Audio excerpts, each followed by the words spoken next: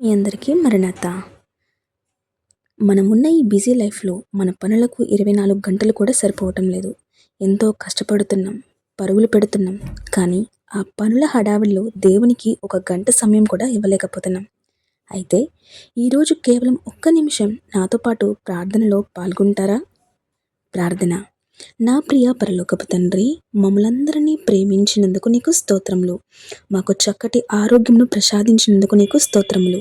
తండ్రి, ఈ లోకంలో ఎందరో ఆహారం లేక ఇబ్బంది పడుతున్నారు, కానీ మాకు సమృద్ధైన ఆహారమును దయచేసినందుకు నీకు స్తోత్రములు. దేశ విదేశాలలో భయంకరమైన యుద్ధాలు జరుగుతున్నా మాకు ప్రశాంతమైన వాతావరణంను ఇచ్చినందుకు నీకు స్తోత్రములు.